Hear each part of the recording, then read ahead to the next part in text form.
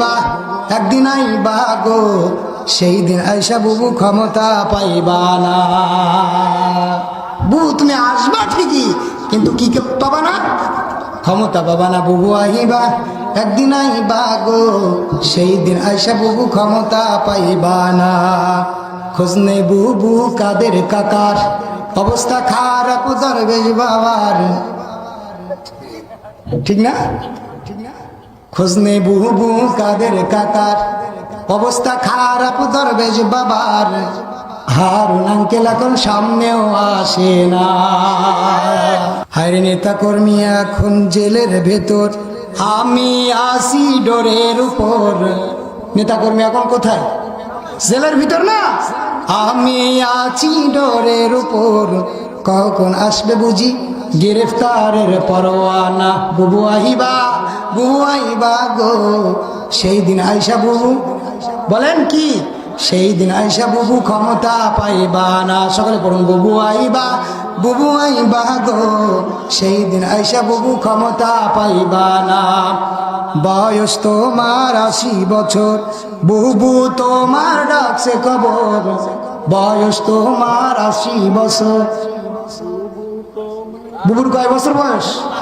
80 বছর বয়সে বুবুর তেজ কমে নাই। ঠিক না বাটি? বুবু তোমার বয়স 80 বছর, বুবু তোমার ডাকছে কবর। দাফন হইব কোথায় সেটাও জানো না। বুবু আইবা, বুবু আইবা গো, সেই দিন আইসা বুবু ক্ষমতা পাইবা না।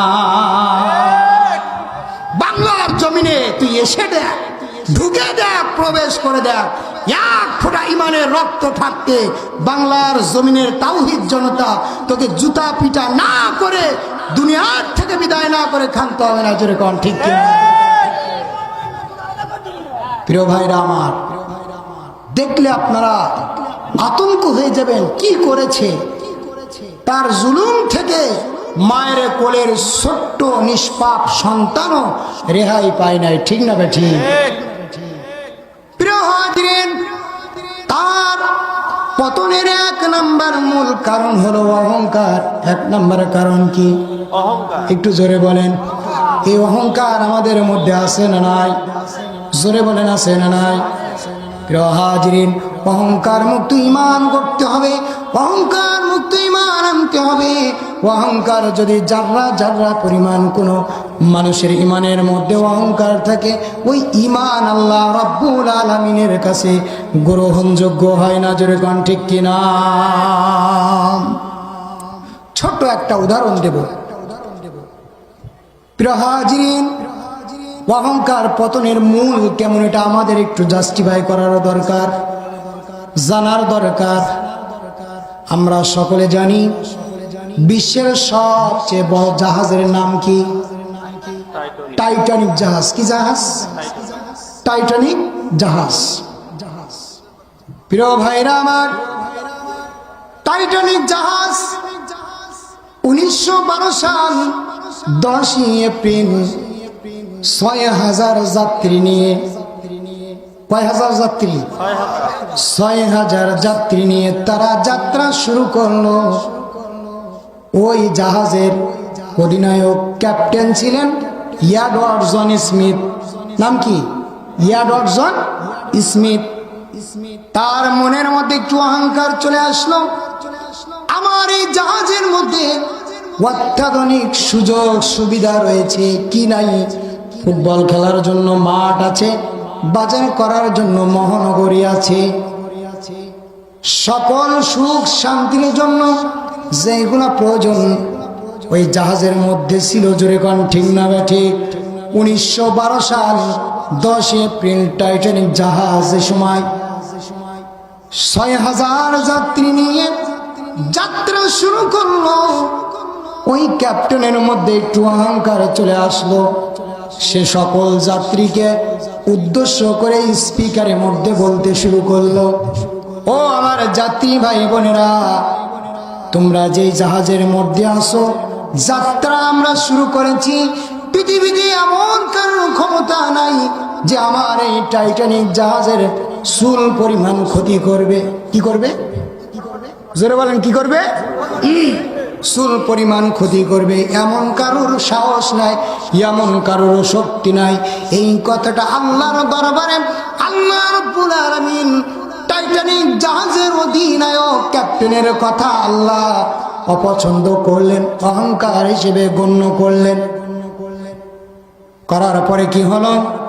14 এপ্রিল টাইটানিক জাহাজ সামান্য একটা তুষার খণ্ডের সঙ্গে আঘাত লেগে, বরফের সাথে আঘাত লেগে টাইটানিক জাহাজ ছিদ্র হয়ে গেল। ছিদ্র হওয়ার পরে ওই টাইটানিক জাহাজের মধ্যে আল্লাহ রাব্বুল আলামিন সাগরের পানি ঢোকাতে শুরু করলো। কি করলো? সাগরের পানি ঢোকাতে শুরু করলো।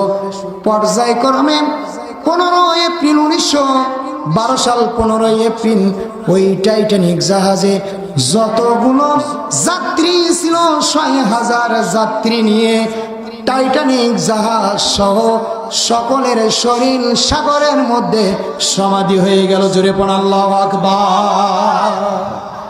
টাইটানিক জাহাজের অধিনায়ক ক্যাপ্টেন ইয়াডর জন স্মিথ আল্লাহর সাথে অহংকার করছিল, তেমনি স্বৈরাচার খুনি হাসিনা, স্বৈরাচার শাসক জালিম সরকার খুনি হাসিনা আল্লাহর সাথে অহংকার করেছিল যে 2041 সাল পর্যন্ত আমি ক্ষমতায় থাকবো, 41 সাল পর্যন্ত ক্ষমতার থেকে আমাকে কেউ নামাতে পারবে না। জোরে কোন ঠিক না বেঠি? প্রিয় হাজিরিন, টাইটানিক জাহাজের ক্যাপ্টেন অধিনায়ক আল্লাহর সাথে অহংকার করলো। আল্লাহ রাব্বুল আলামিন ছোট্ট একটি বরফের খণ্ডর আঘাতে জাহাজটি ছিদ্র করে তার মধ্যে পানি প্রবেশ করে সকল যাত্রী সহ জাহাজ সাগরের মধ্যে সমাধি হয়ে গেল। আল্লাহ রাব্বুল আলামিন বাংলার জমিনের ছোট্ট ছোট্ট যুবক ভাইরা, ছোট্ট ছোট্ট সন্তানেরা যে সময় রাজপথে চলে আসলো, খুনি হাসিনা, স্বৈরাচার হাসিনা বাংলার জমিন থেকে পালাতে বাধ্য হয়ে গেল। জোরে কোন ঠিক কিনা? আমি জননী তুমি হারুনি, পালিয়ে গিয়েছ তুমি এটাই জানি। হারাই গেছে না পালাই গেছে? সকলে বলেন হারাই গেছে না পালাই গেছে? সকলে বলুন আও আমি জননী তুমি হারুনি, পালিয়ে গিয়েছ তুমি এটাই জানি। ওগো শেখ হাসিনা তুমি হারুনি, পালিয়ে গিয়েছ তুমি এটাই জানি। দেশটাকে চুষে গেলে 16টি বছর, প্রকৃত দেশ প্রেমিক পাইনি কদর। প্রকৃত দেশপ্রেমিক কদর পেয়েছে। আল্লামা দিলওয়ার হোসেন সাইদ রাহিমাহুল্লাহ তিনি বাংলাদেশের একজন নক্ষত্র ছিলেন। শুধু আমি জননী তুমি হারুনি, পালিয়ে গিয়েছ তুমি এটাই জানি। দেশটাকে চুষে গেলে 16টি বছর, প্রকৃত দেশ প্রেমিক পাইনি কদর। তাই তো তুমি ছিলে শাচুন্নি, পালিয়ে গিয়েছ তুমি এটাই জানি। সকলে বলুন ও আমি জননী তুমি হারুনি, পালিয়ে গিয়েছ তুমি এটাই জানি।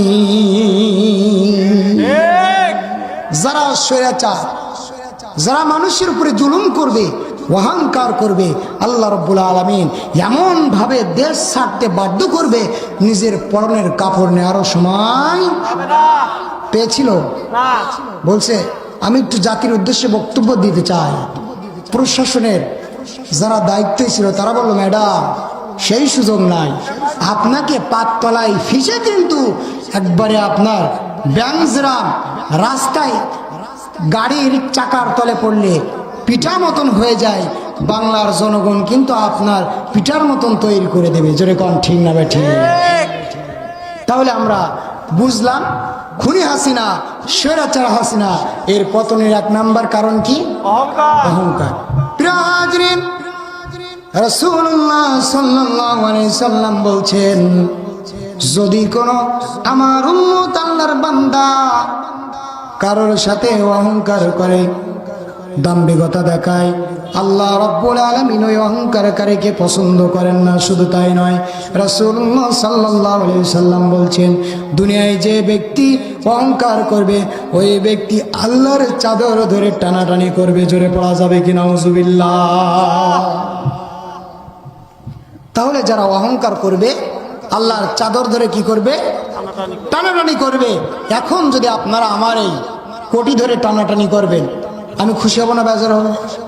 জোরে বলেন, বেজার হব না? তাহলে আমাদের মধ্যে যদি নিজেদের মধ্যে, অন্তরের মধ্যে, ইমানের মধ্যে যদি অহংকার থাকে, আল্লাহ খুশি হবে না বেজার হবে? জোরে বলেন।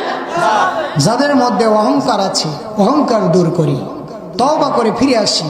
আল্লাহ যেন আমাদের অহংকার মুক্ত ঈমান আনার তৌফিক দান করুক। সকলে বলুন আমিন। স্বৈরাচার শাসকের পতনের মূল কারণ হলো 5টি। প্রথম নাম্বার হলো অহংকার। দ্বিতীয় নাম্বার পতনের কারণ হলো জুলুম। দ্বিতীয় নাম্বার পতনের কারণ কি? জুলুম। আল্লাহ রাব্বুল আলামিন পবিত্র কালামুল্লাহর মধ্যে কোট করে দিয়েছেন, ইন্নামাস সাবিলু আলাল্লাযিনা ইয়াযলিমুনান নাসা ওয়া ইয়াবগুনা ফিল আরদি বিগাইরিল হক উলাইকা লাহুম আযাবুন আলীম। আল্লাহ রাব্বুল আলামিন কোরআন কারীমের মধ্যে বলছেন, আমি আল্লাহ সকলকে ছেড়ে দেব, সকলকে ক্ষমা করে দেব, কিন্তু যারা জুলুম করবে, জালিম, এই জালিমদেরকে আমি আল্লাহ কখনো ক্ষমা করব না। ক্ষমা করেছে? জুলুম করেছে, পতন হয়েছে। জুলুম করেছে, কি হয়েছে? প্রিয় হাজিরিন, যারা আল্লাহর সাথে জুলুম করবে, বান্দার উপর জুলুম করবে, রাসূলুল্লাহ সাল্লাল্লাহু আলাইহি ওয়াসাল্লাম হাদিস শরীফের মধ্যে ইরশাদ করেছেন, আয-যুলমু যুলুমাতুন ইয়াউমাল কিয়ামা। আব্দুল্লাহ ইবনে উমর রাদিয়াল্লাহু তাআলা আনহু তে বর্ণিত, রাসূলুল্লাহ সাল্লাল্লাহু আলাইহি ওয়াসাল্লাম বলেছেন, জুলুম কিয়ামতের দিন অনেক অন্ধকারের রূপ ধারণ করবে। জুলুম কিয়ামতের দিন কি করবে? অন্ধকারের রূপ ধারণ করবে। যারা মানুষের উপর জুলুম করবে, যারা ক্ষমতায় বসে গরিব মানুষের উপরে ক্ষমতার অপপ্রয়োগ করবে, আলেমদের উপরে জুলুম করবে, নিঃস্বার্থ মানুষদের উপরে যারা জুলুম করবে, আল্লাহ রাব্বুল আলামিন খুনি হাসিনার মতো তাদেরকেও পতন ঘটাবে। জোরে কোন ঠিক কিনা? ইসলামের দুশ্মনেরা ভয়ে দাও সাবধান, নইলে জুতার বাড়ি খাবা হারাবা সম্মান। ঠিক না ভাই? ঠিক। ইসলামের দুশ্মনেরা ভয়ে দাও সাবধান, নইলে জুতার বাড়ি খাবা হারাবা সম্মান। ফেরাউন আল্লাহর সাথে দুশ্মনী করেছে, তাই তোর নিন্দরিয়ায় দারুণ ছবি খাওয়াইছে। ফেরাউন আল্লাহর সাথে কি করছিল?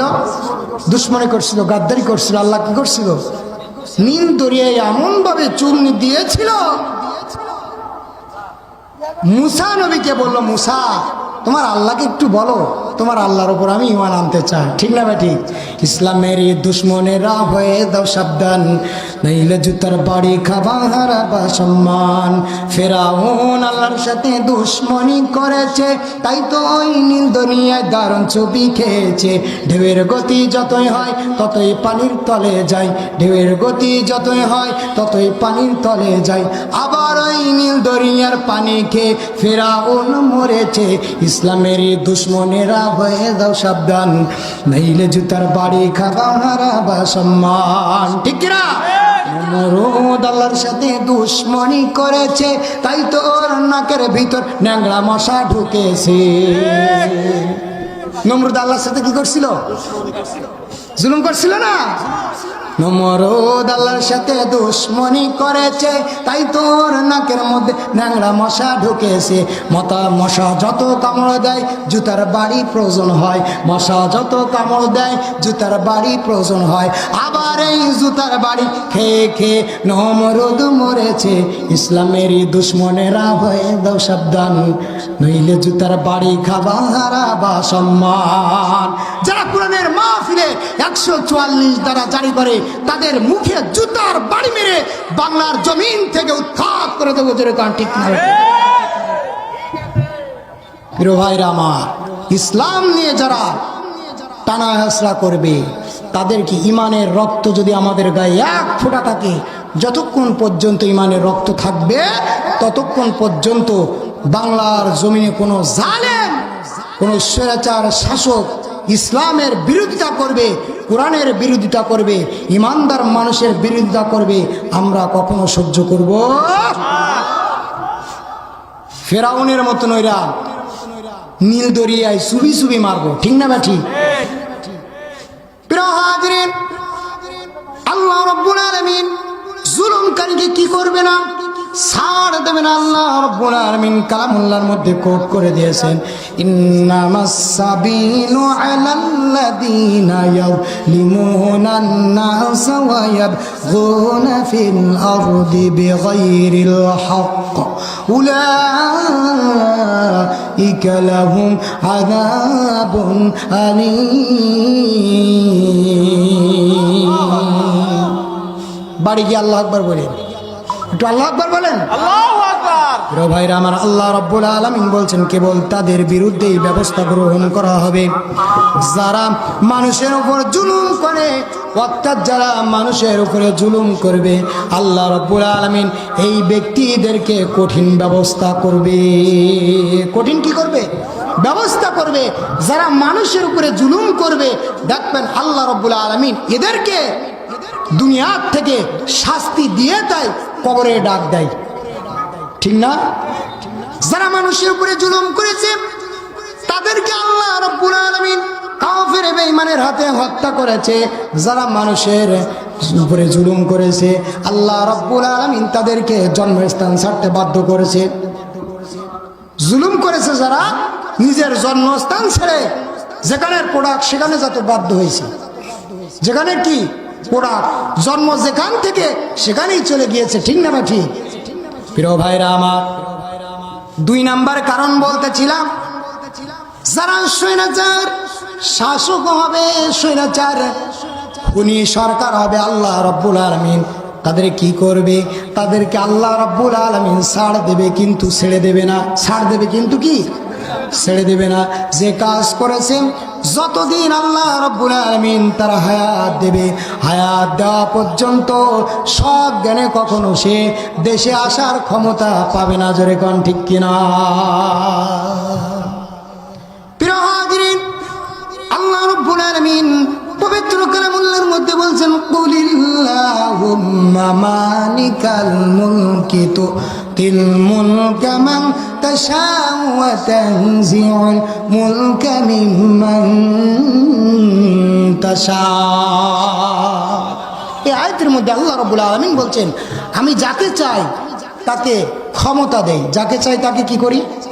ক্ষমতা দেই। আর যার থেকে চাই আমি তার থেকেই ক্ষমতা কেড়ে নেই। তাহলে ক্ষমতা দেওয়ার মালিককে? আল্লাহ। ক্ষমতা কেড়ে নেওয়ার মালিককে? প্রিয় হাজিরিন, শুধু তাই নয়, আল্লাহ রাব্বুল আলামিন বলছেন, আমি যাকে চাই তাকে সম্মান দান করি। কি করি? সম্মান দান করি। আর আমি যাকে চাই, আমার যার থেকে ইচ্ছা হয় তার থেকে সম্মান কেড়ে নেই আমি আল্লাহ। জোরে কন্যা আল্লাহু আকবার। ক্ষমতা দেন কে? জোরে বলেন কে? ক্ষমতা কেড়ে নেন কে? চেয়ার দান করেন কে? এই চেয়ার থেকে কান ধরে নামান কে? তাহলে সব কিছুর মালিককে? একটু চিৎকার দিয়ে বলেন, সব কিছুর মালিককে? আল্লাহ। প্রিয় হাজিরিন, তাহলে মানুষের উপরে জুলুম করা যাবে না।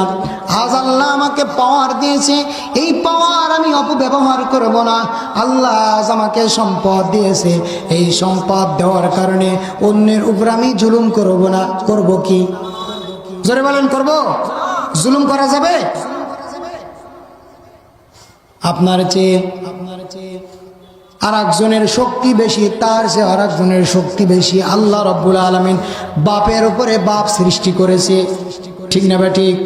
বাপের উপরেও বাপ আছে, এজন্য জুলুম করা যাবে না। অন্য কাউকে দুর্বল ভাবা যাবে না। দুর্বল ভাবলে আল্লাহ রাব্বুল আলামিন আপনাকেই দুর্বল করে ছেড়ে দেবে। জোরে কোন ঠিক কিনা? আলেমদেরকে খুবই দুর্বল মনে করেছিল। আলেমদেরকে বাংলার জমিন থেকে নিশ্চিহ্ন করে দিতে চাইছিল। জোরে কোন ঠিক না ঠিক? পেরেছে? একজন সাইদি রহিমাহুল্লাহকে মারবে, 100 জন সাইদি আল্লাহ তৈরি করে দেবে। জোরে পড়েন না আল্লাহু আকবার। আল্লামা সাইদি তুমি মরনি, শহীদ হয়েছ তুমি এটাই জানি। ঠিক না ঠিক? শহীদ হয়েছে না? সকলে কোন আল্লামা সাইদি তুমি মরনি, শহীদ হয়েছ তুমি এটাই জানি। কারাগারে কাটালে 13টি বছর, বাতিলকে পেছে তোমায় দেখে ধরো থর। তাই তো তুমি ছিলে নয়নমণি, শহীদ হয়েছ তুমি এটাই জানি। সকলে গুণ আল্লামা সাইদি তুমি মরনি, শহীদ হয়েছ তুমি এটাই জানি। আল্লামা সাইদি তুমি মরনি, শহীদ হয়েছ তুমি এটাই জানি। দেহ মাঝে যতদিন ছিল তবু প্রাণ, বলেছিলে তুমি সেই প্রভুর কালাম। দেহ মাঝে যতদিন ছিল বেঁচে আল্লাহর কালাম বলে গিয়েছে, ঠিক না ঠিক? মরার আগ পর্যন্ত ইসলাম থেকে দূরে সরে যায় নাই। আমরা কি যেতে চাই? সরে বলেন, যেতে চাই? দেহ মাঝে যতদিন ছিল তব প্রাণ, বলেছিলে তুমি সেই প্রভুর কালাম। তাই তো তুমি মোদের নয়নমণি, শহীদ হয়েছ তুমি এটাই জানি। আল্লামা সাইদি তুমি মরনি, শহীদ হয়েছ তুমি এটাই জানি। আল্লামা সাইদি তুমি মরনি, শহীদ হয়েছ তুমি এটাই জানি। জোরে পড়েন মারহাবা।